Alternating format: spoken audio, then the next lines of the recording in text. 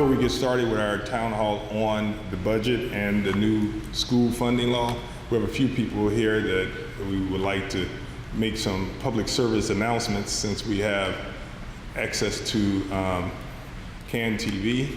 And I think the first person is Phyllis Logan from the NAACP with announcements. Good evening, good evening. Good evening all. We want to thank CAN TV because we are a proud promoter of CAN TV, the Chicago Westside branch NAACP. So thank you for being here this evening. We also want to thank State Representative LaShawn K. Ford for bringing this forum together, as well as the panelists that's here to speak on this. NAACP Chicago Westside branch is, as well as the state, we have been promoting many of the issues in reference to public education. The ESSA, one of the starters, which is promoting new profound types of structures of public education. We support that. We've had many forums throughout the state of Illinois supporting that. But today, we want to thank the governor. We have to do that. We're nonpartisan, so we want to thank the governor, the mayor of the city of Chicago, as well as many other elected officials, our Senator Lyford, for being a spearhead to this, for having funding come back to Chicago in its greatest form. One of the issues that we have, I have to state that, is that the NAACP National put out a moratorium against the charter schools. And we don't want to harp on what our findings were behind the charter schools, but we do know that the state funding for public school systems was greatly needed to continue what our Constitution provides for us, which is education for all kids. So the moratorium was really based on that epic that you're sending money, shifting monies to one side without really giving allegiance to the one side that our Constitution speaks of. So we're grateful for what has happened today with House Bill 1947. I apologize, so many numbers to remember. And we're working on so many policies that are coming out of the state of Illinois, our legislators in the House bills, Senate bills. But this one speaks proudly to the state of Illinois, stating that public education is here. It's here to stay. But we're urging all the parents out there, the guardians, those that are in charge of leading our youth's lives, to pay attention to and help to advocate for a better educational system. It does not stop in 2017. It lives on. So we're commending State Representative LaShawn K. Ford for his efforts. We know that he's on the educational committee. We know that he's doing all that he can do for our kids in the city of Chicago, Cook County, Illinois, but the state of Illinois as well. So we highly give our acclamations to him for his efforts. So thank you. Thank you, Phyllis. And we have from Catalyst School, Ed Sudowicz, and he has an announcement about Catalyst School, which is located on the west side of Chicago on Central and Washington. Is that right? You got it. All right. Thank you, Representative Ford, and thank you to all of our representatives and community members that are here this evening. And we were invited to begin the Catalyst Schools way back when by the Chicago Public Schools. So we operate two. The nearest one here, just a few blocks at Central and Washington, is a K-8 school, 520 students. And we've been in the community for 11 years now, very proud partner here in the community. And we are accepting students. We're accepting applications. We started school this week, a terrific first week of school. We're very proud of what our graduates are doing. We sent a young man from our school to Los Angeles this summer to be part of the National Youth Symphony. and other students that are going on to high school and what they're doing with their careers. It's a very intimate community, proud partner. We're also in process of building out, we were just sharing with Representative Ford yesterday, an auditorium that could act as a performance arts space here in the community. It's our hope to begin and hit the go button on that in just a few months. And so again, Catalyst Schools accepting students and accepting all community partners and neighbors to visit. Thank you very much. And we have a community resident, James T. Smith, who is also a veteran, and he had some words that he would like to say about the new funding law and the message that he wanted to send. So we open up with public comments first. And here we go, James. Well, part of my main issue is that Chicago Public Schools is already about $15,378 per child with regards to operation. This bill only supplies $15,400 per child, but it frees up some money within the Chicago Public Schools where we didn't fully fund our teachers' pension, which is necessary. There are some things that we could do with the money that's for real if we were really going to fix this system. When you look at the numbers, and 15.1% of the teachers do not abide or white, and then you have 9% of the students that are white. Part of the issue that we're having is a social issue. We're having a racial issue. We have a socioeconomic issue. Is the changing of this funding going to actually cause the mayor of the city of Chicago or provide him an opportunity to take Forrest Claypool and really make Chicago Public Schools work? I don't think so. If I describe Chicago Public Schools as an iron wheel with a flat in it, the mayor is taking some more money to buy more wooden tools. There is no way that this is going to fix our issue. Okay, so we have two bills that became law in the state of Illinois. We have a revenue bill that the Department of Revenue is going to talk about today, and we also have a school funding bill that the Department of Revenue and the Center for Tax and Budget Accountability will be talking. So we have with us today from the Department of Revenue, Richard Scroll and Greg Knox. They're both from the Department of Revenue. I don't know if you guys came all the way from Springfield. Thank you very much for being here, and welcome to the west side of Chicago. This is Loretto Hospital, and they painted it just for you all. And we also have Robert Otter. He's the budget director for the Center for Tax and Budget Accountability, and you came straight from downtown. Yes.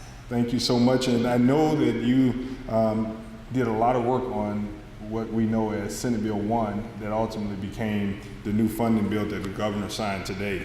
So the order of business will be, we will go with the Department of Revenue, and they will lay out their roles and responsibilities as it relates to the state and all the things that they are responsible for. And they will take questions, and they will talk about the budget. There will be a PowerPoint that the Department of Revenue will present as well. And before you leave, ask all the questions that you would like, and when you leave, you'll know more than the people that are not here. Thank you for being here, and we're going to go right to the Department of Revenue, and please stop up. Thank you. So, is the high schooler going to advance, or are you going to advance? All right.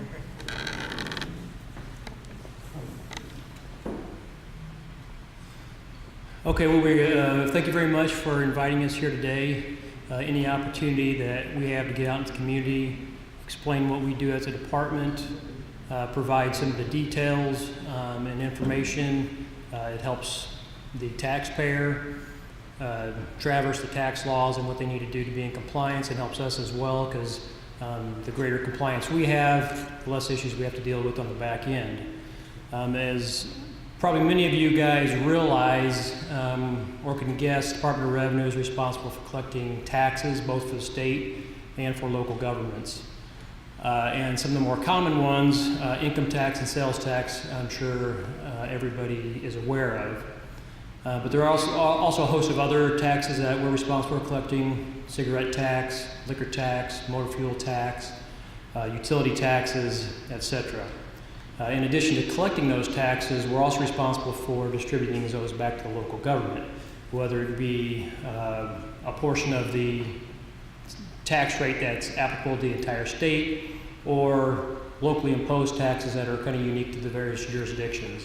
So we're responsible for collecting those and then in turn distributing those back appropriately to local governments. Some of the other things that we do that aren't as common, we're involved with the Liquor Control Commission. So that's kind of a subset of what we do. So we're responsible for monitoring and overseeing, liquor control provisions. We're also responsible for charity gaming. So many people don't realize if you do any type of charitable gaming, you have to apply for a license, there's fees that are required, and you also have to file a return when your charitable gaming is over. And then the other one that we're involved with, but more from administrative support, is property tax. So a lot of the property tax is handled at the local level, but the department does provide some oversight and assistance with that function as well. And then kind of wrap up with kind of what we do is we are moving more and more towards electronic filing and electronic payment. So again, that helps the taxpayer, less errors that the taxpayer makes, less errors that the department has to deal with and coordinate with the taxpayer to get those resolved, and also with electronic payment. So again, it's easier for the taxpayer to make the payment online, easier for the department to process those. So that's kind of an overview of what we do at the Department of Revenue. One of the primary goals that we were asked to do was to cover what's known as Senate Bill 9 or Public Act 122. So this was the main budget bill that got passed this last session.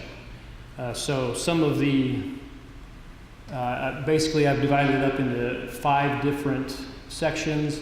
There were changes that affected administration at the Department of Revenue. There were changes that affected individuals, changes that affected businesses, changes that affected consumers, and changes that affected local governments.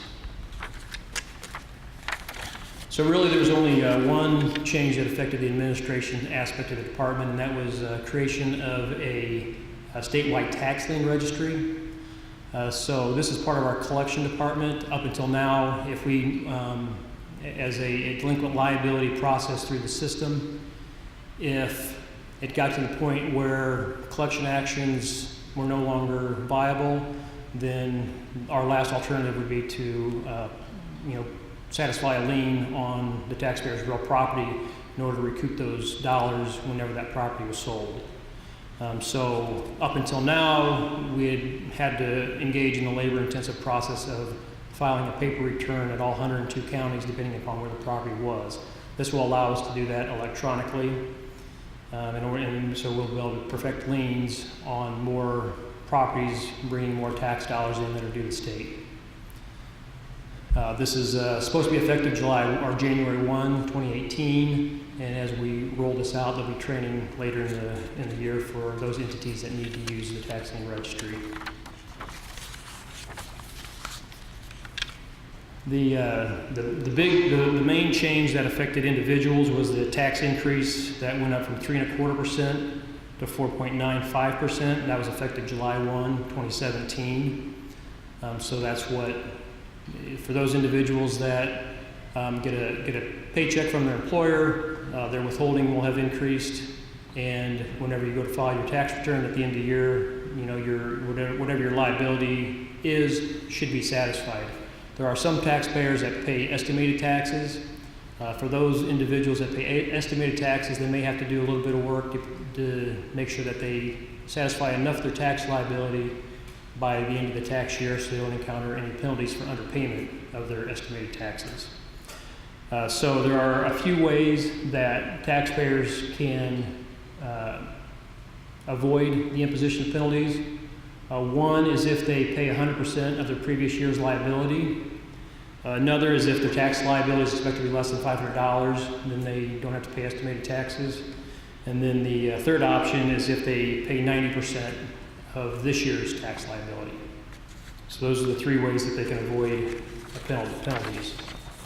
However, with the rate increase mid-year, that wasn't anticipated at the beginning of the year, so those individuals will, if they're not paying 100% of last year's tax liability, or if their liability is not under $500, then they may need to recalculate what their estimated payments are going to be.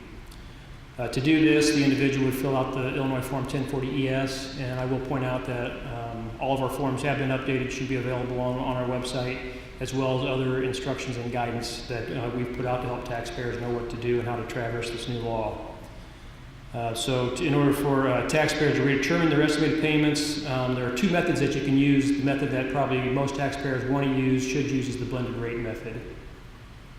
And then also for taxpayers, since the law requires estimated payments to be paid in 4 equal installments, that's not possible this year because we didn't anticipate the tax increase when the first 2 installments were due before July 1. So there is a form that taxpayers can complete when they do their tax year 2017 returns, the Illinois 2210, that will allow you to, if you complete that out and file that with your return, then that is another way to avoid or at least limit any type of penalties that you may otherwise have.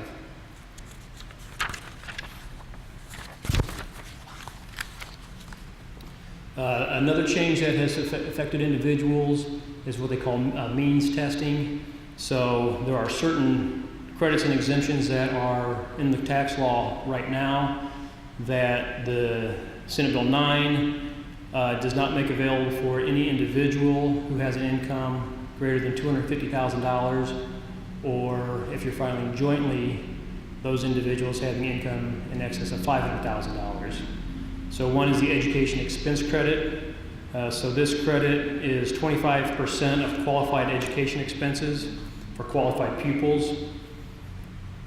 And I will also point out that that credit did increase. It used to be limited to $500 for tax year 2017. It's increased to $750. The standard exemption is also subject to this means test. So again, if you make more than the threshold, then you aren't able to take this exemption, which is $2,175 for most other taxpayers.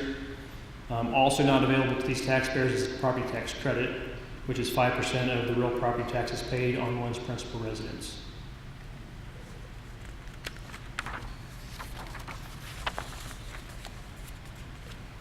Other tax laws changes that are affecting individuals is the increase in the earned income tax credit. So for last year, the earned income tax credit was 10%, and that's basically based upon what an individual receives at the federal level, so it's 10% of that amount. For tax year 2017, it's going up to 14%, and then for tax year 2018, it's going up to 18%. The Senate Bill 9 also created a new credit for instructional materials and supplies. So this is available to a teacher, instructor, counselor, principal or aide in public school or non-public school located in Illinois who has worked in a school at least 900 hours during the school year. The law provides that the credit is, you can take the credit up to $250. It's not refundable, so that means if you have a zero, if that credit would take you to less than a zero tax liability, you don't get a refund for that, but you can carry that forward to satisfy future tax liabilities.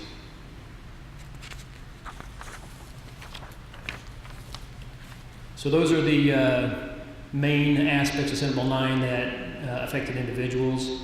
For businesses, there was also a tax increase from 5.25% to 7%. That was also effective July 1, 2017. There are businesses that also need to be mindful of estimated tax payments and also the possibility of needing to amend those in order to avoid penalties and make sure that they've paid enough of their tax liability by the end of the year. There's a couple different forms that businesses have to complete that are separate. They're the counterpart to the individual tax forms. Those are 1120 ES. That's the estimated tax payment form. And then there's also the Illinois 2220, which is that form that would get filed with the return in order to, again, avoid or limit penalties for underpayment. Senate Bill 9 also reestablished the R&D credit. So this had originally expired December 31, 2015. One of the unique things about the change or the reestablishment is it basically established it as if it never expired. So even though the R&D credit got reestablished in 2017, it said it's good for 2016 as well. So any taxpayer that could have taken that deduction in 2016 can file an amended 2016 return in order to claim that now.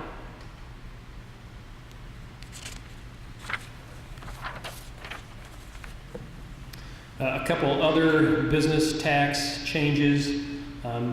This is the basic attempt is to have businesses pay more taxes. One is the domestic production activities deduction. So this is a deduction that's allowed at the federal level. So for those of you who may not be familiar with how the tax system in Illinois works, when you do your federal return, you come down at the bottom and you have your federal adjusted gross income, or AGI, and then that's where your state return starts, is with your federal AGI, and then whatever state tax laws are in place, deductions, credits, whatever, then those get factored off of your federal AGI. So the DPAD, like I said, which is allowed federally, this new law says that has to be added back in at the state level. So with that adding back in, theoretically it's going to increase taxpayers' income to which tax is subject. The other one is the repeal of the non-combination rule. Again, this is going to be for tax years ending on or after December 31st, 2017. So basically what this does is taxpayers who have maybe multiple businesses that are part of a group, there are rules that define who has to be included with that group for tax purposes. So there are some rules that say, okay, if you meet these criteria, you don't have to include this business or this group as part of your return. So this is kind of repealing that, saying, no, you have to now include those businesses in your Illinois return. Again, the intent being to increase the amount of income that's subject to taxation in Illinois.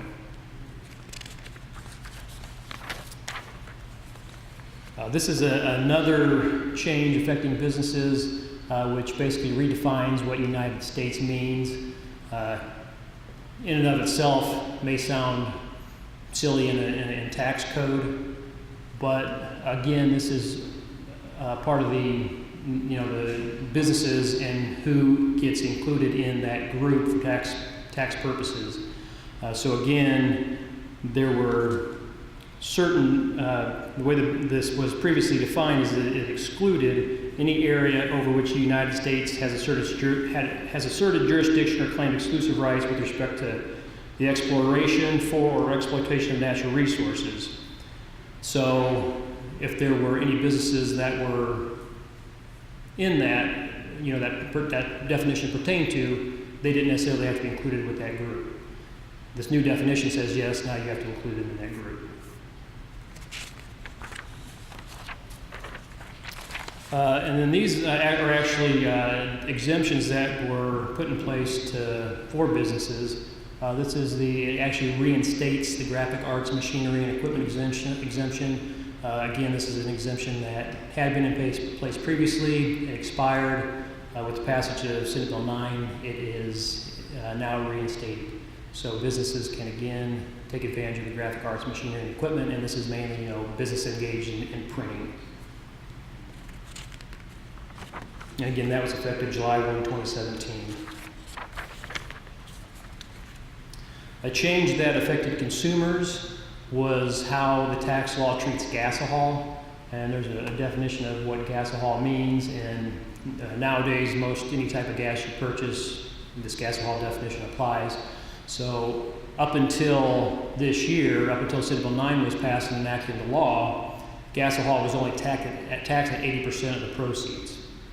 It was actually set to roll back to 100% a few years down the road, but with Senate Bill 9, they moved it up to being effective July 1, 2017. So now gasohol is taxed at 100%. So there's no, and that's sales tax. So there's no sales tax break on gasohol any longer. And then some changes affecting local governments. The main one in Senate Bill 9 there was another public act that was passed which was 100-0023, which is known as the Budget Implementation Bill. Around the Capitol, it's referred to as the BIMP bill. But the first change in Senate Bill 9 was that it reduced the percent of IIT, which is individual income tax, and CIT, which is corporate income tax, deposits into the local government distributive fund. So these are income tax dollars that go into the local government distributive fund, and then, as I mentioned earlier, the department is responsible for allocating those dollars to the locals. So that's why, obviously, why it's termed the local government distributive fund. So there's a certain percentage that goes into that fund that gets distributed. So with what they did was, with the income tax increased, they rolled that percentage back. Basically, the reduction meaning that the additional revenues from the income tax rate increase that went into effect, the locals aren't participating in that. And then, like I said, Public Act 100-0023, these are funds required to, so it's, this is somewhat of maybe a nuance of how the distribution occurs. So again, up until this Public Act 123 was passed and enacted into law, when we would receive money in with returns, we would send that over to the treasurer, put that in GRF, and then when we got the returns back and kind of trued up the money we received with what the returns were saying, then we would instruct the treasurer's office to then transfer that money to LGDF. What Public Act 123 did was it said you no longer have to do that transfer, that those monies can get automatically deposited into LGDF. So there used to be a delay in when it got sent to GRF and then transferred over to LGDF, so with it going right into LGDF, there's no longer that delay. So in essence, just for fiscal year 2018, locals are going to receive 14 months of payments rather than the 12 that they normally do. So that, like, there's typically a 2-month lag with that transfer process. The other change that they made with this also was that the amount that went to local governments was reduced by 10%, again, for fiscal year 2018 only. So for those individuals who want to get a little bit more information, we've got, as Representative Ford had indicated when we were talking earlier, the Department of Revenue has a really nice website. We have a lot of valuable information out there. All of our forms are available out there. Even our electronic forms, like I was mentioning earlier, and that's where you go to make any electronic payments. Easy to remember, iltax.com. So you punch that in, that takes you to our website. And then we also, as soon as we can, as soon as the tax law changes, we try to get bulletins out there on the website to help get that information out to taxpayers so they know what it is they need to do. And like I said earlier, the more information we get out to taxpayers, let them know what they need to do, the easier it is for us on the back end in processing these things. So here are a couple of important ones. FY 2018-01 is the summary of the Illinois income tax and sales tax changes. We also have FY 2018-02, which is the Illinois income tax increase guide. And this goes into some of the details with how to redetermine your estimated payments that we talked about. And then there's also FY 2018-03, which talks about withholding tax rates and personal exemption amount changes. Two things. Could you speak to your support for nonprofits? Nonprofits, do you work with the nonprofit community?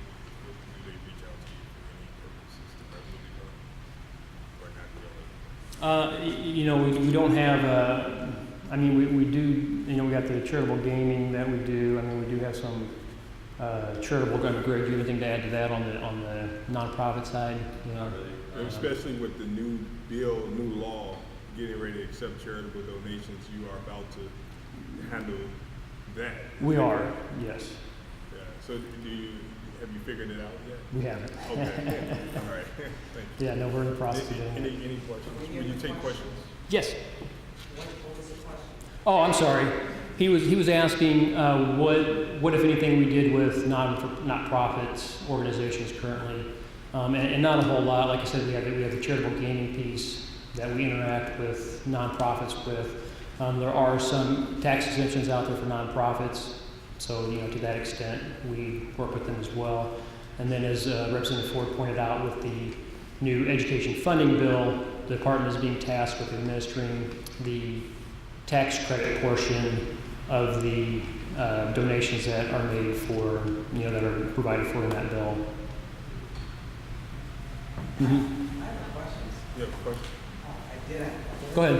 Okay, so my question is, in reference to the distribution of these funds, that could be a lot coming into the hands of the state as far as funding. How do you distribute that, and is there an equation to how much the public education system will get from that? Because this is a good increase. I applaud the increase. It's long overdue. I'm just saying. We need the capital.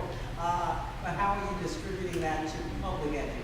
Well, it's prescribed by law how that gets distributed back to the local governments.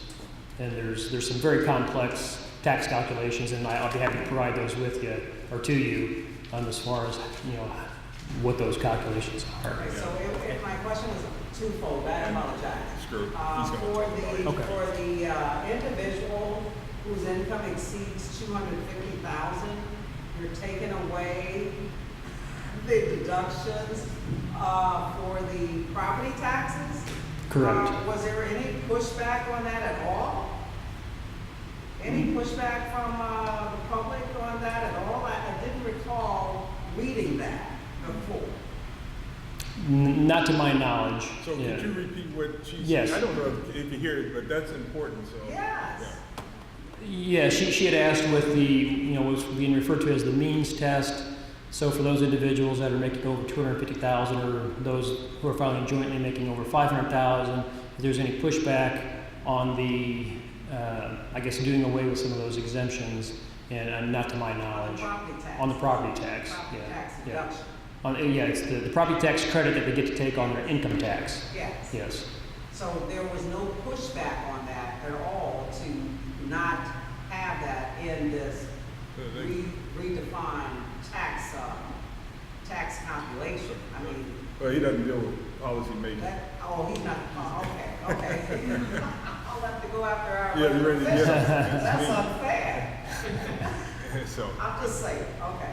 but that's good that you let us know that that's important. Yeah. Yes. I mean, you're an expert. See, we don't know. You have to be involved. I see those people every day, so I'm just, okay, I'll digress. Okay. With this new law, are there changes in sales tax collection for online purchases? No, At not, the state level? no. I have a question. If a taxpayer wants to sit down so that you guys can go through the whole spiel of the new rollout with their, like say for instance, they have a business, it's a sole proprietorship, and they want to make sure that everything is being filed in accordance to how it should be done, is there a location in the city of Chicago that the taxpayer can go to sit down with you guys and do a lot? Yeah, our Chicago location's in the James R. Thompson Center. So I know we have a walk-in area there where the taxpayers can come in and get assistance.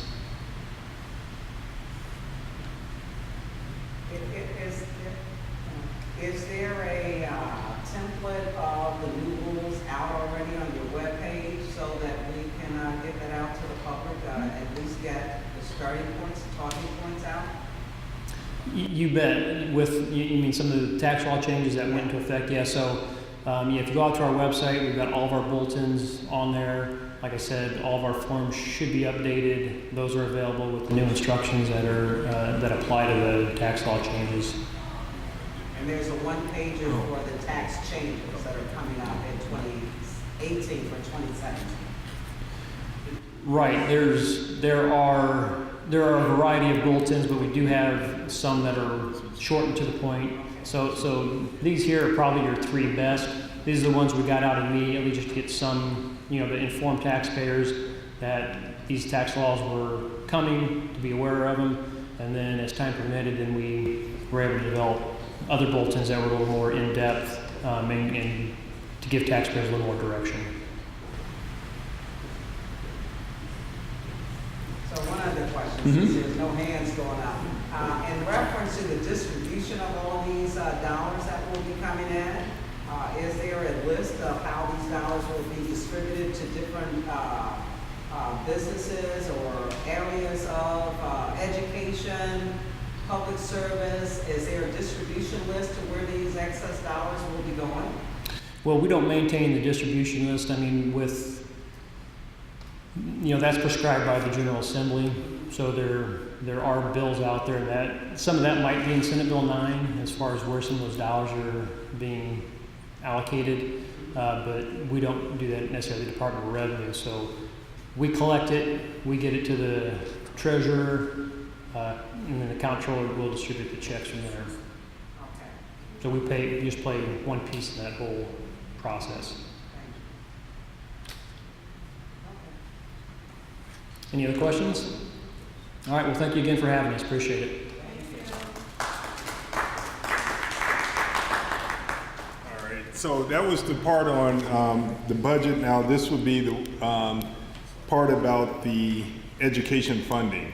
And we're going to have the Center for Tax and Budget Accountability, Bobby Otter, that will come up and speak in great detail about the funding of Senate Bill 1, also known as Senate Bill 1947, which includes the tax credit for private schools. And before we get to him, I think we have someone from Westside Health Authority that had a public service announcement that she wanted to make about Westside Health Authority, Good Neighbor Program. So right before he comes up, you have to jump right to it. You missed the public part, but we'll make sure you get in. Sure. Ms. Bell. Hi, Kiwana Bell with Westside Health Authority. I'm happy to be with you all tonight. I'm also a proud member of the Good Neighbor Campaign. I appreciate our state rep for mentioning it. The Good Neighbor Campaign seeks to connect neighbors, specifically in the Austin community, on a block-by-block basis.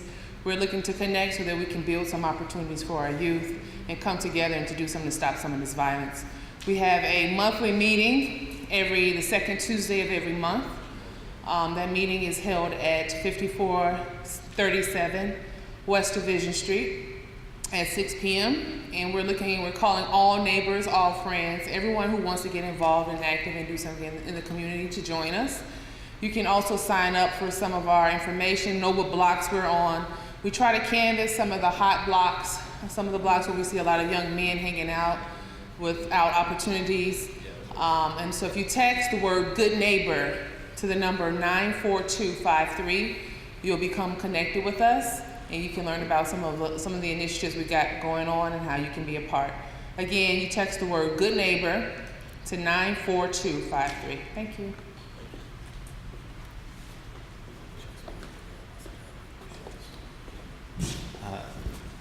Good evening. Hello, everyone. My name is Bobby Otter. I am the budget director at the Center for Tax and Budget Accountability. We are a nonpartisan think tank that focuses mainly on Illinois issues, budgets, finance, and education. That's kind of our bread and butter.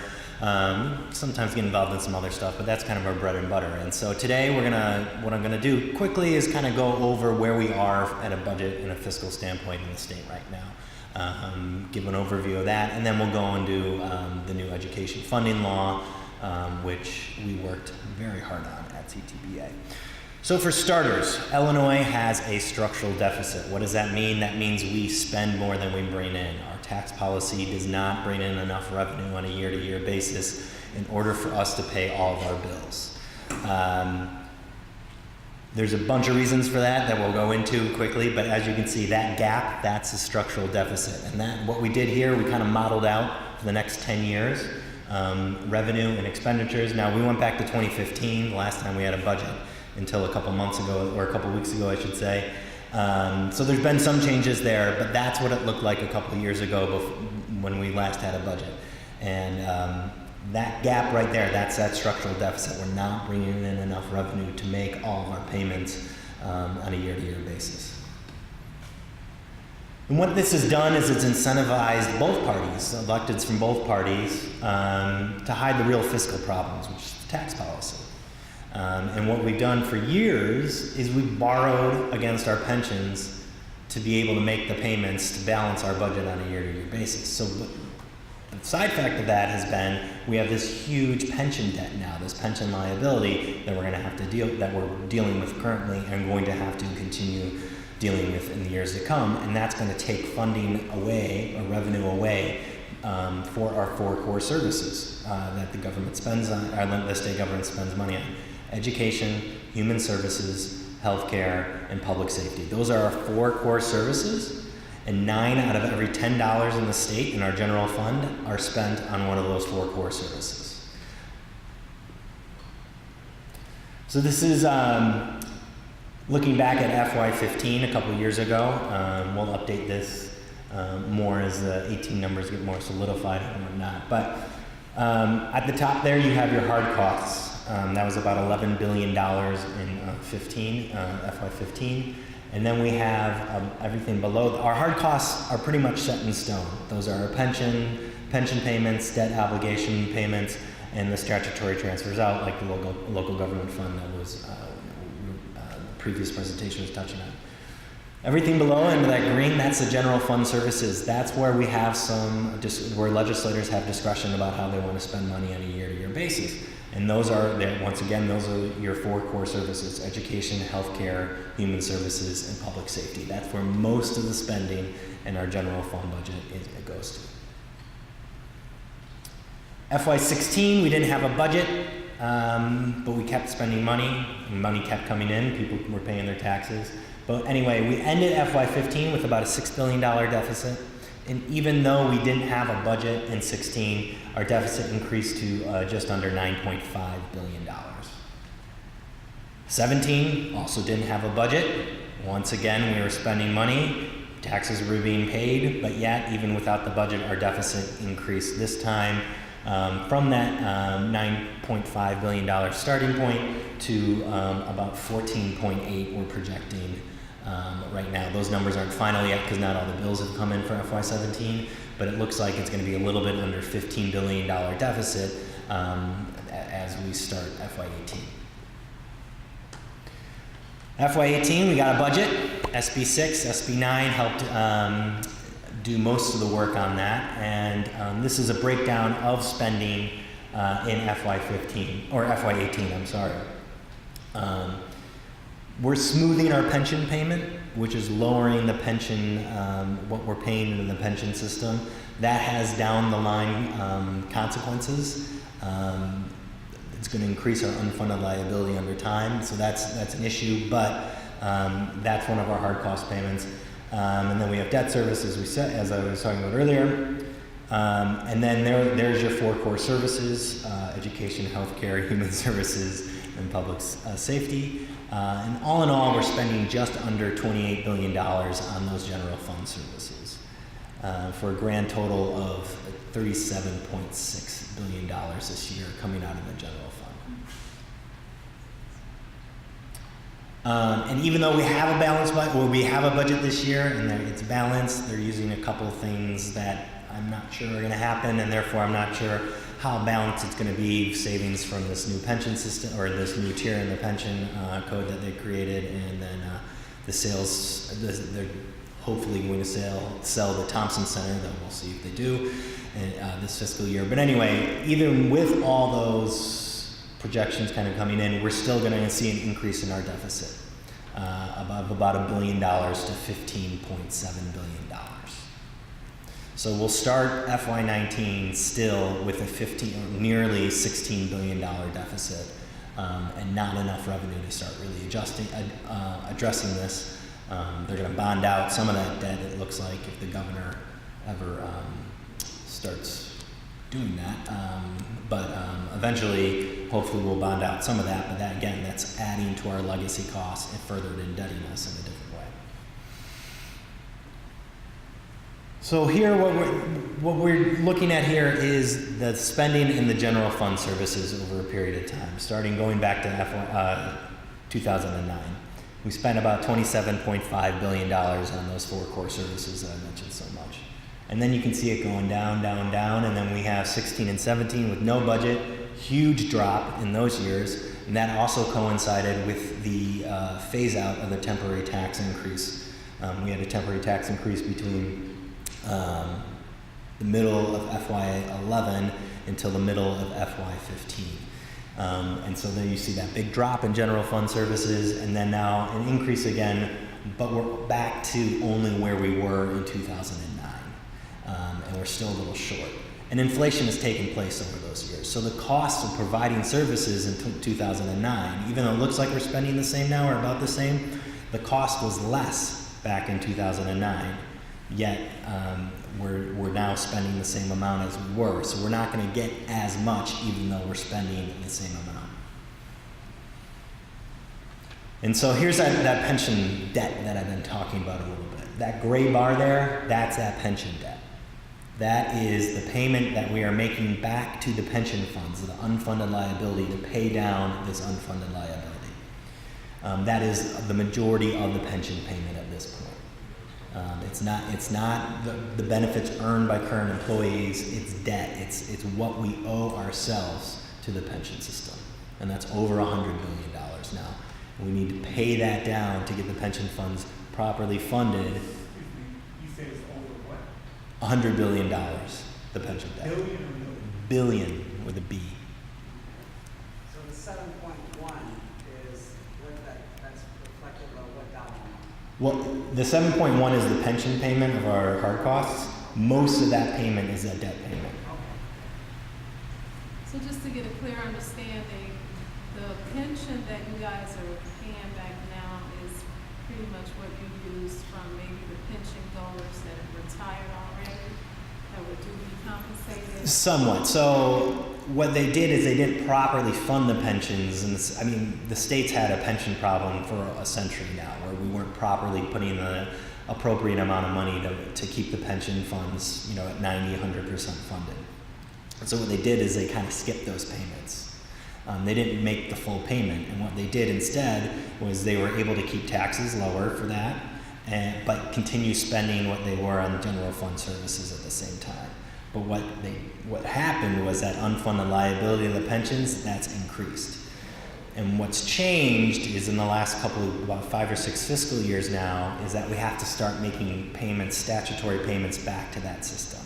And so we have this huge, roughly $5 billion debt payment annually to pay into the pension system. And that's taking money away from the classroom, taking money away from healthcare services, taking money away from human services and whatnot. Question. What's frustrating me is when we talk about pension, is this going into who's handling that money? Yeah. That they can just dip in and dip out. It's not the money is being taken out. It's that they never put it in the first place. So let's say they should have made a $100 payment into the pension system in 1972, because this is what was going on. So instead, but they only had $90, we'll say. Instead of raising taxes to get the extra $10, or cutting services to get the extra $10, they borrowed the $10 from the pension fund, because they don't really owe it to anyone, right? That's what's weird about this. It's not like they owe it to the bank. We owe it to ourselves. And so they just continue doing this for decades. I got you. Now I'm tracking. Now, Yeah. if that were a 401k, would it be an easier form of running or operating a pension? Well, that's a good question. That would shift the risk onto the employee onto the person earning that benefit. Would it? So, Let me ask my question. Yeah. Kind of sidestep it a little bit. Would it be better for the state of Illinois to shift the way that we do pensions? no. Because the problem becomes then is that you're not putting money into the pension system. Instead, you're putting money into the individual's defined contribution plans, the 401ks. And so there's actually a couple states that have made this switch. So they said, okay, well, we have these pensions. In West Virginia, there's one state that did it, so I'm going to pick on them. They got rid of new employees, they said, new hires will go into this 401k system. And what actually ends up happening is they start further underfunding their pension system. So if the pension system, will say, is 80% funded, because they're not making those payments into the pension system anymore between the employees and the employer, the state in that case, the pension system becomes further underfunded and therefore increases the unfunded liability, which then increases their payments into that pension system. But we can't compare that because we're talking about grift. Those individuals are grifting. We have legislators that are grifting to tell us that they're going to pay our bills and they're not paying our bills. So we're not talking about a system in West Virginia where they literally did the right thing. Had they done the right thing? See, my question again is, had they done the right thing, would we be better off? Would West Virginia be better off as a state? If you could go back in time and give everyone 401ks instead of defined benefits, then yes, but we can't do that. They gotta die. Yeah. So it's a reality. We live or die. I'm sorry. No. That's how we talk. They're gonna die. So heretofore, these guys here, the actuary folk, would it be better to have a 401k type system where we have a more publicly funded, where they're more, we know that it's tied to the market because we lost so much during that, everybody putting in the Fannie and Freddie. But would it be a better system to do it that way as opposed to trusting that somebody is going to or may not? I don't want to spend too much time on this because there's a lot to get to, but I think what he said was that if we had did it before, it might have been better. Yeah. But now we're so far. it would have been better for the state, yeah. But you're also saying that this is the monies that the state needs to leverage itself as well. So if they did go Well, over that's how we got in this problem. Which is still pushing They would not have a Okay, we could go back to this later. Let me finish up because there is a lot to this, but we'll go back to it. I think they need to stop paying these elected officials who leave one job of the government and go to another job of the government. Now you have 2 and 3 episodes of them being inside of a pension plan for different aspects of the government's service that they've rendered. That needs to stop. All right. There is so much money there. Tell your representative. Okay.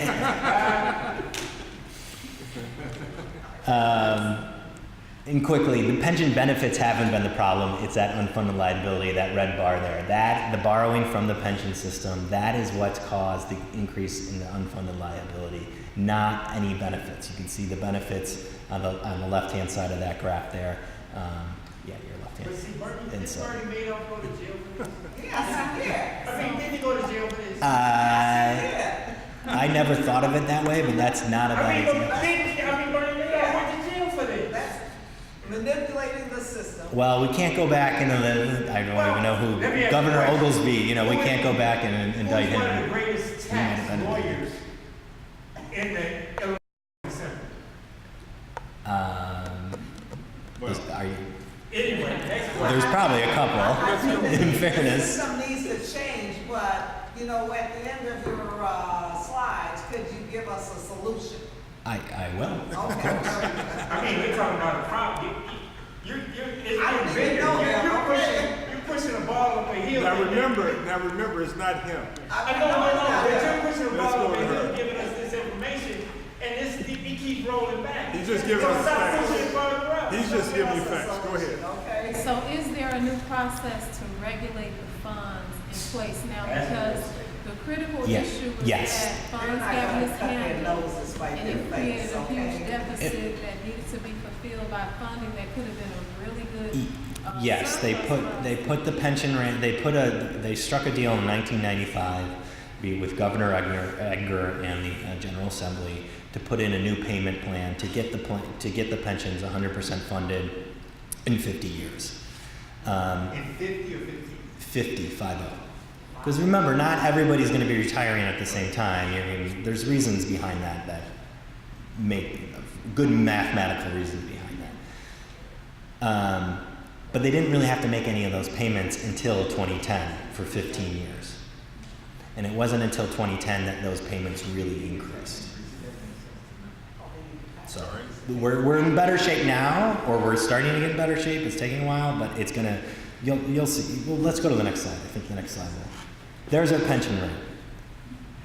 It's just gonna keep going up and up and up and up and up, all the way to 2045, where we're paying nearly $18 billion a year.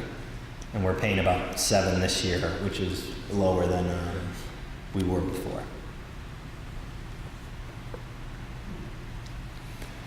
So, are high taxes hurting Illinois? Let's change the subject to something, right? Taxes. No, Illinois is a low tax state. As a total state tax burden, we're in personal income ranked in the bottom 10 of all states for most of the last decade. And in the Midwest, we're the second lowest burden, only to Missouri. I have a question. Can you expound on the percentage? Because there has always been this huge, I think this slide will answer your question. And if it doesn't, we can come back. So this was 2010. We had a 3% income tax at this point in 2010.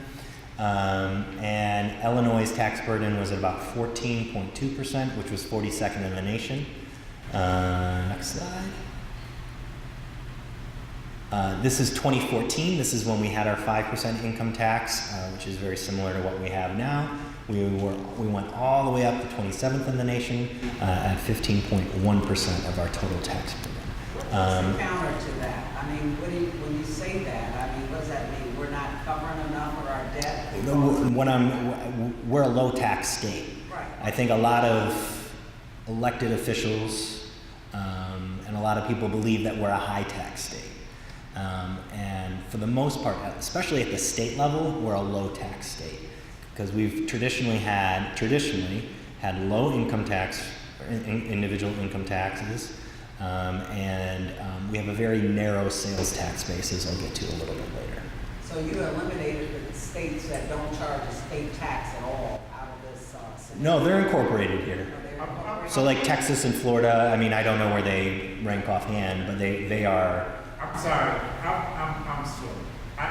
I graduated from Whitney Young and Reed College, and I'm just not getting it. I'm like, are you saying that we don't charge enough tax, or we charge more taxes? We don't charge enough. So we can, the speaker can put more money back in his client's pockets. So we don't charge it. We don't pay our.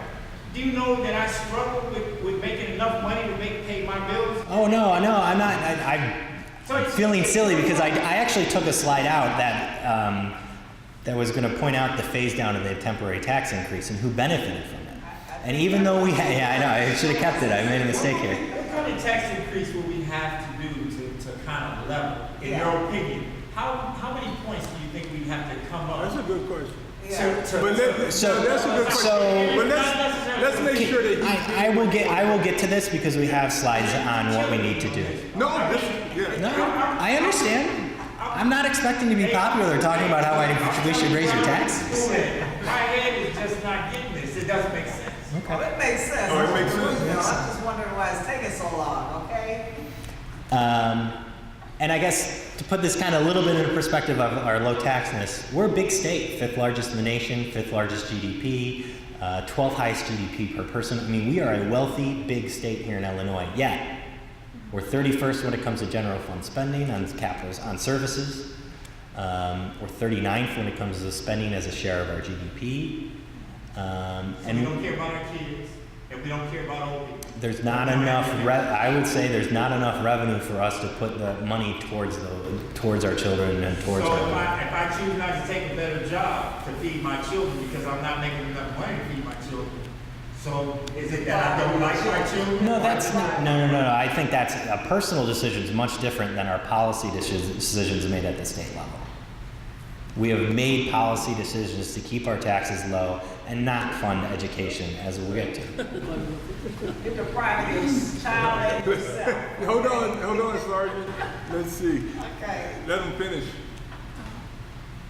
Okay, this is comparing spending on those 4 core services to 2000 to what we just passed in 2018. So in 2018, in nominal dollars, let's look at pre-K through 12 education. We spent $4.84 billion. In the FY18 budget, we're budgeting $7.8 billion. But when we adjust the 2000 figure for inflation, we spent $8 billion on education that year, on K-12 education. That's a difference, that's a drop of $220 million. Is that operation, that's what the state spends? That's the state. In addition to the Fed, then we have a full budget, right? That's not incorporating federal dollars. Chicago Public Schools budget is $6 billion. Just Yes. for operations. So, and it's only a quarter of it. That's why I'm lost. We're gonna get on education in a second. Because of our low taxes, we're heavily relying on property taxes to fund education, which is very problematic. I forgot about it. Okay, so as you can see across the board, we see we've cut everything once we adjust for inflation. We see pretty big cuts on all these 4 core services at the state level.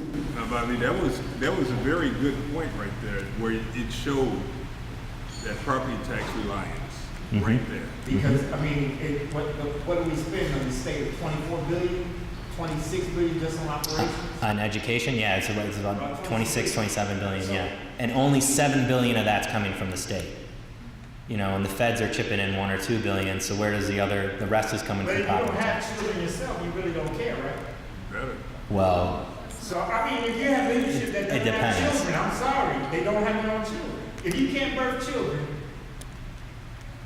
7 billion and 20, come on. It's not your fault. Right. I'm talking about legislation. yeah, no, okay. Now we're gonna go into education here. So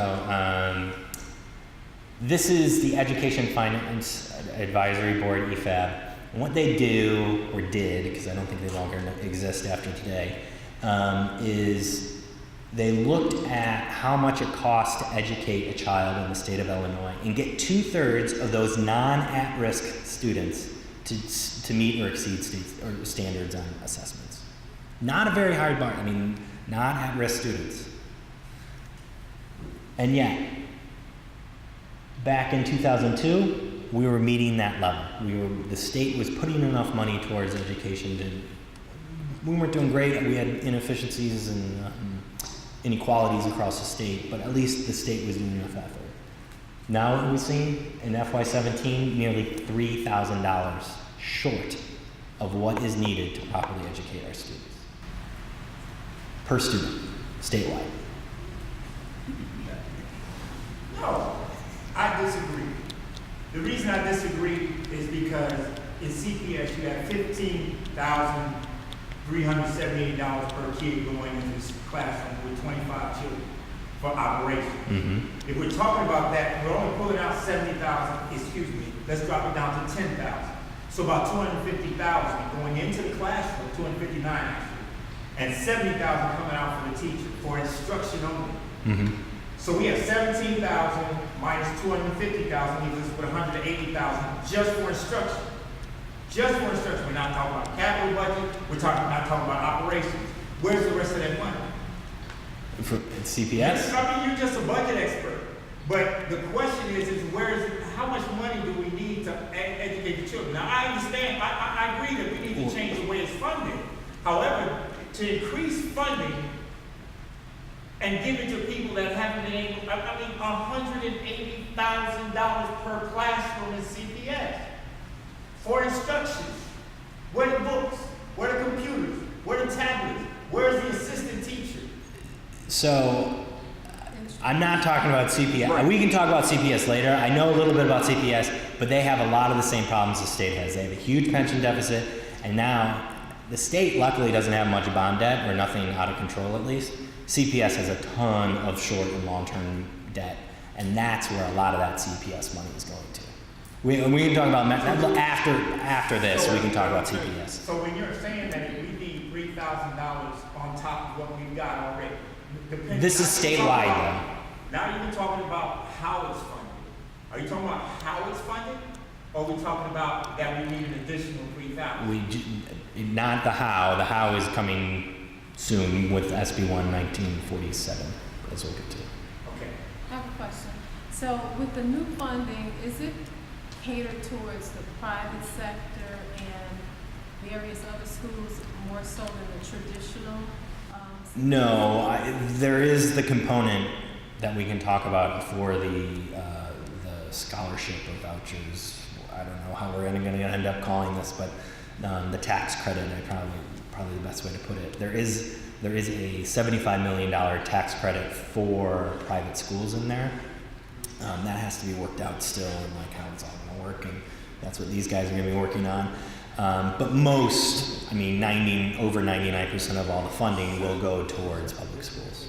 Now, will it increase the amount? Because in the past, there's been like a larger percentage that was available to a kid that attended school in an affluent neighborhood versus one that attends. That's what we're going to try to fix with SB 1947. That's That's what we're going to attempt to fix with 1947. I'll get into that. So you need statewide another $36 billion. That's what we're trying to say. Unless we reallocate what's out there, yes. Not that much. It's more like another $7 billion. How much longer is your presentation? So before we take it, because it's going to Okay. be recorded. Let's. Yeah, 3,000 per kid, right? According to EFAB, yes, is But needed. that's 12 million children. That's like $4.5 billion, I believe. Yeah. So we got to have some kind of. But let's hold question. Yeah, let's hold questions. Let's finish everything. I'm more than happy to answer every question at the end. But let's get through the presentation. Okay. We can skip this one for time. Next. Okay. So we have the most inequitable, or we had until today, the most inequitable funding system in the country. We were dead last when any of the national comparisons came out in terms of how we fund public education. And this is looking at the gap between state and local revenues. So we are heavily reliant on property taxes to fund education in the state of Illinois. And this is problematic because property taxes are directly linked to one's, basically, parents' wealth. You know, if you win the parent lottery and you are born in Winnetka or grew up in Winnetka, there is a ton of property tax wealth up there that they don't even really need state help to pay for education because they have so much, they raise so much money from property taxes.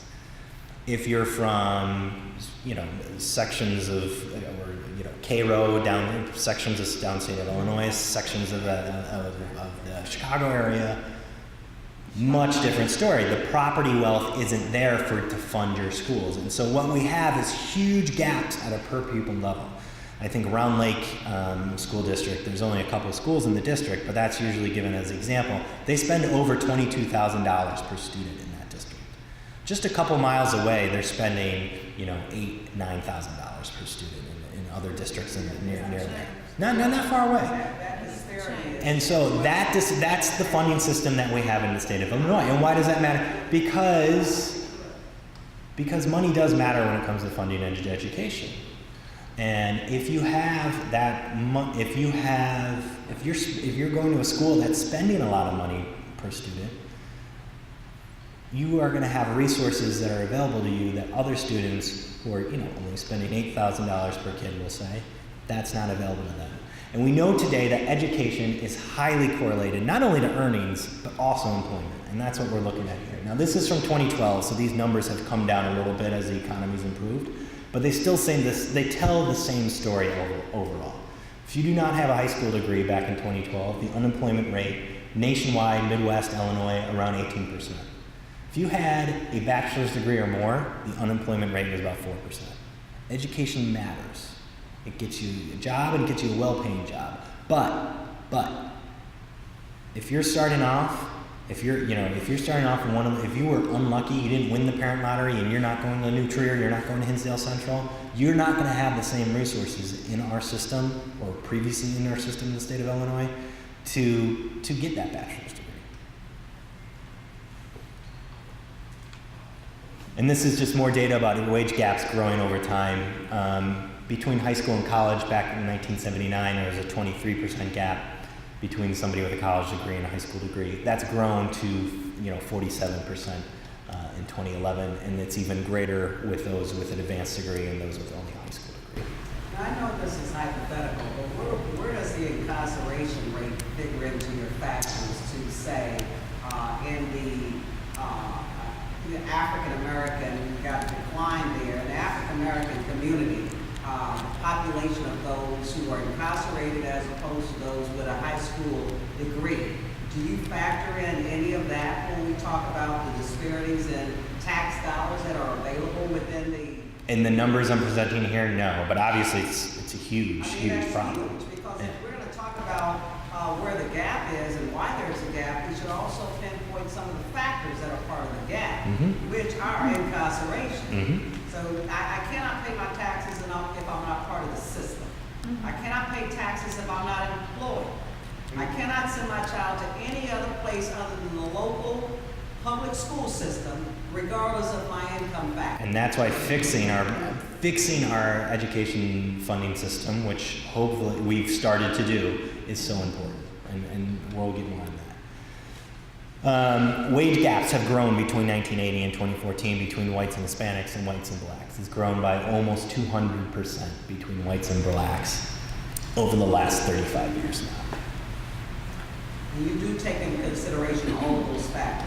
Is that unemployed? Yes. Is that balance out by unemployed? No, it's just factor, black and white, but do you take into consideration the least of us who are unemployed due to lack of employment opportunities because of a check the box mentality that these businesses have.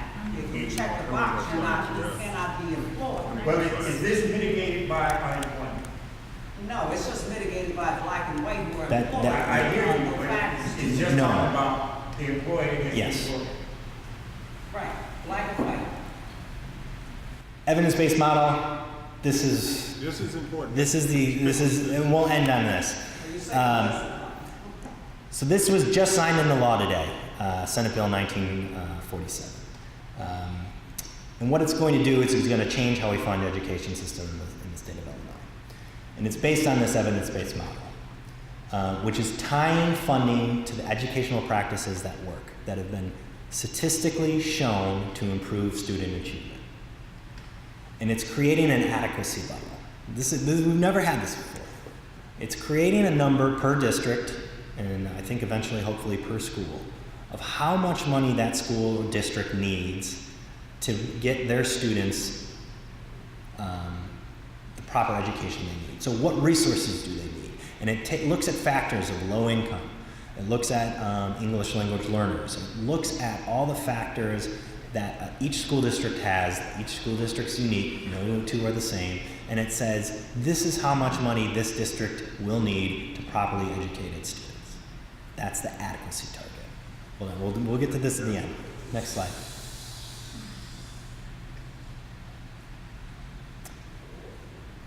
So first, we get that, it goes through each district goes through the model and it says, okay, this district needs X amount of dollars. And then we're going to take a look at the local capacity. So how much can this school district raise through their local property taxes? So if you are a low wealth area, you're not going to be able to raise much money through your property taxes or as much money. And so as long as you're putting the proper effort forth, and pretty much every district in the state does this, the state then is going to, under this plan, try to fill that gap between your adequacy target and what your local funding is at.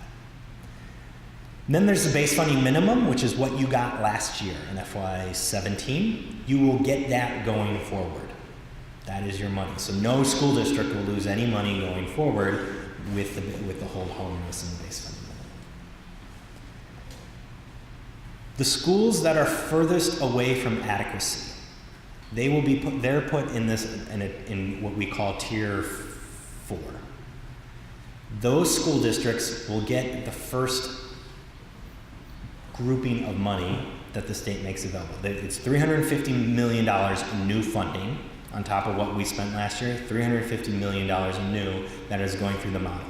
So the schools who are furthest from adequacy, they will get half of that 350, so 170, roughly 175 million. So these are school districts that are like 55, 57% funded. That's how far away they are from adequacy. They're only, if the model says they need $100 million, these districts only have access to $55 million between state and local revenues. Explain that adequacy, so that people know what you mean when you say adequacy. So the adequacy again is when each school district, depending on their unique demographics, the makeup of the student population, what they need to get those students the education they need, the supports and resources they need, how much money that's going to cost. That's the adequacy target. And so what we find is a lot of these districts, downstate, Chicago area, mainly in Cook and Chicago, they are far from adequacy. And so they're going to get the money first. That's how the new system is going to work.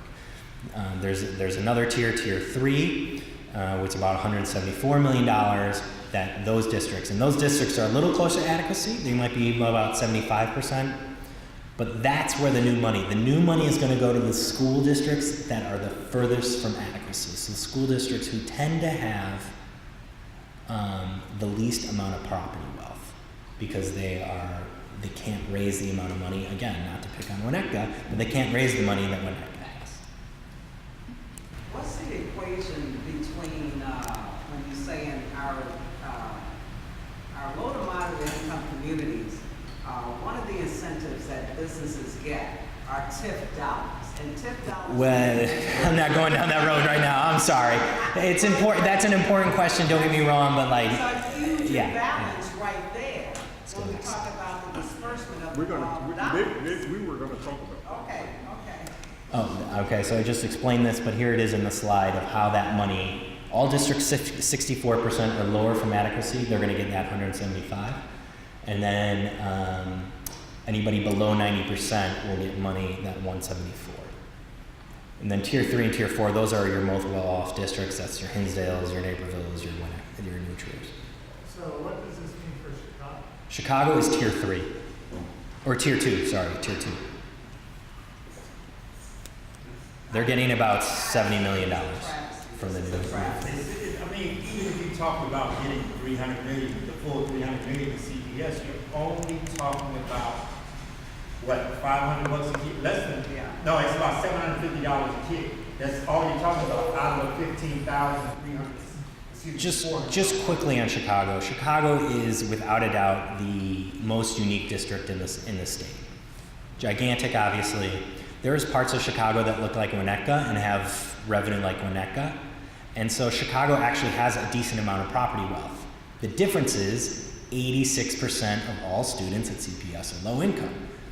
86% of the students who go to Hinsdale Central aren't low income. It's like maybe 5%, you know. Same with New Trier, you know, we can I don't like to pick on our wealthy schools, but I mean, that's just the case. CPS is in Chicago is a very unique situation. So therefore, there is some property wealth here.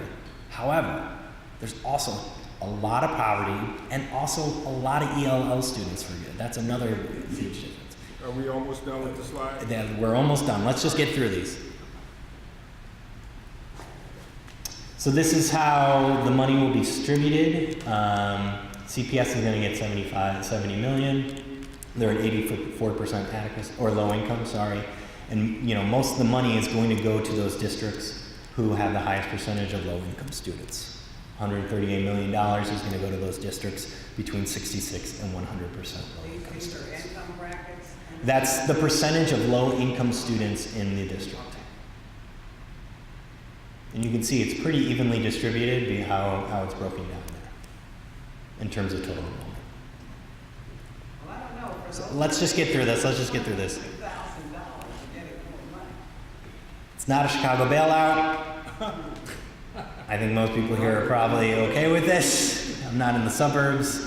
We're getting rid of the block grant, but CPS will still be getting the money because of the hold harmless. Chicago needs a refund. They don't need a bailout. Chicago, what else here?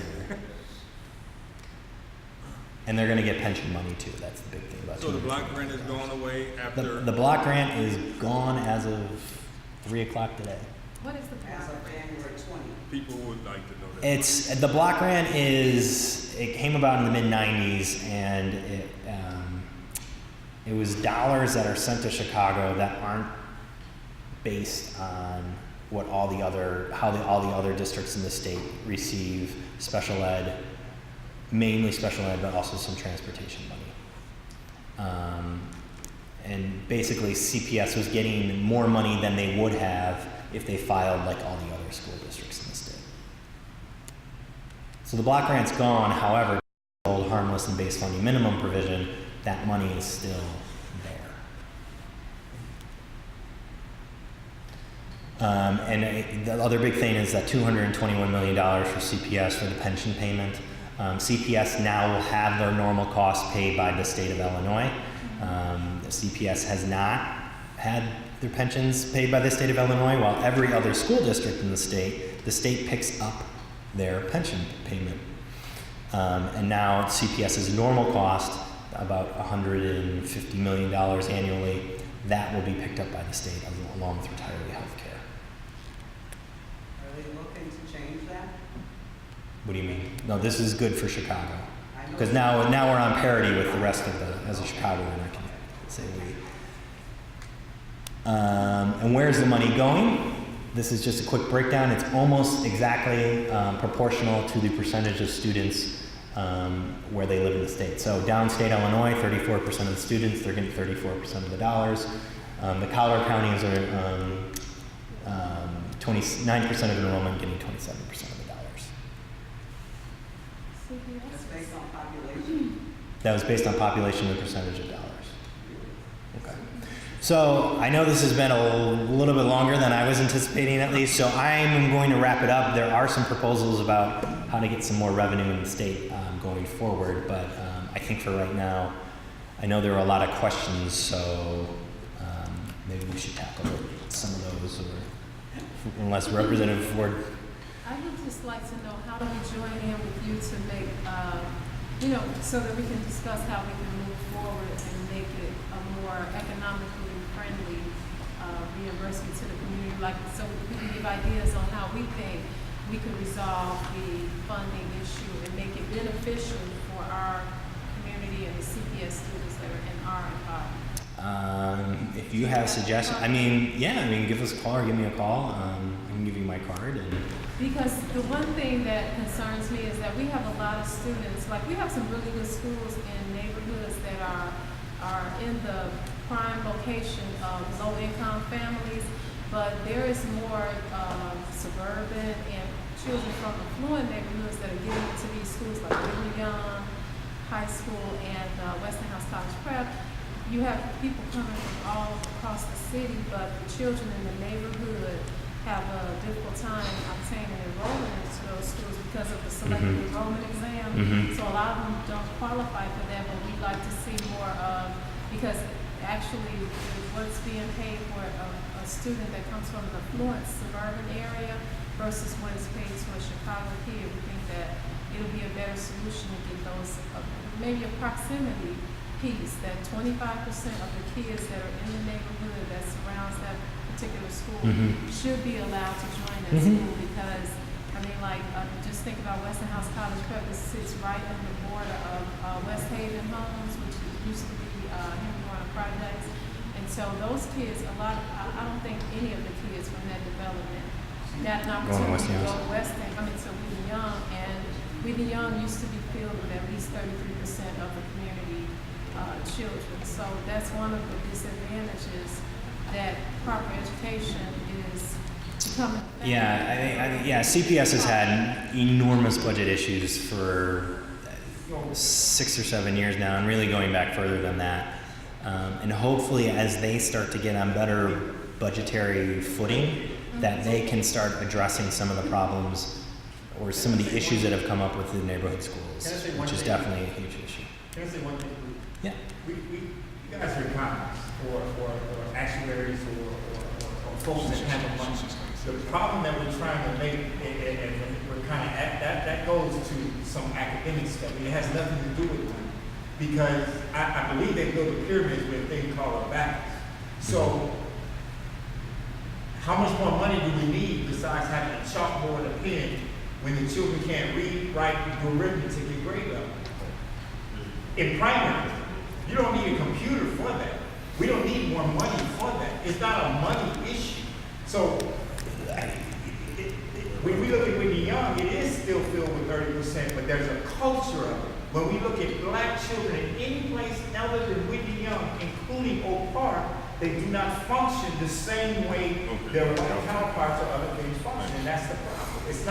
It's not a money issue.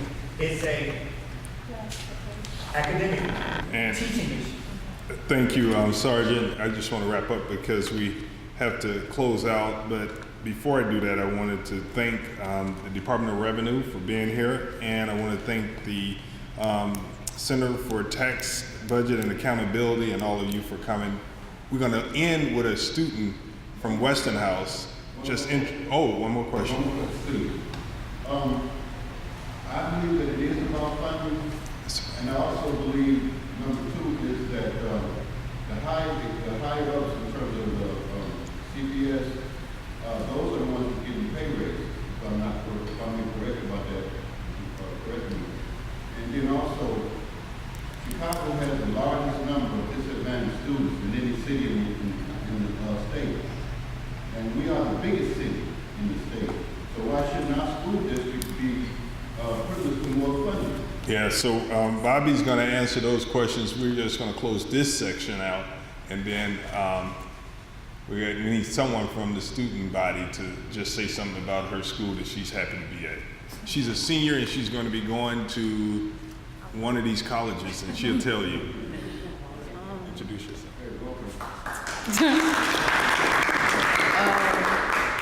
Hi, my name is Kayla. I'm about to be a senior at Westinghouse College Prep. It's a selective enrollment school on the west side. I don't really have much to say. I'm a cheerleader. My school is okay, you know. It's about the average high school. I think we're in the top 10 in Chicago for school and education, and I think we're a level 1+ school now. We just went up for something, I don't know, but Yeah, so I mean, if you want to get some good points, you say hi to your principal, and and tell, you know what I mean, to get you some good points, because you're selling your school to everyone out there. send your kids to Westinghouse, yeah. And last question: are you going to college? Yeah, I want to go to Spelman or Florida A&M because I want to major in nursing. All right. Thank you so much. And this concludes the town hall meeting. Thank you all for being here.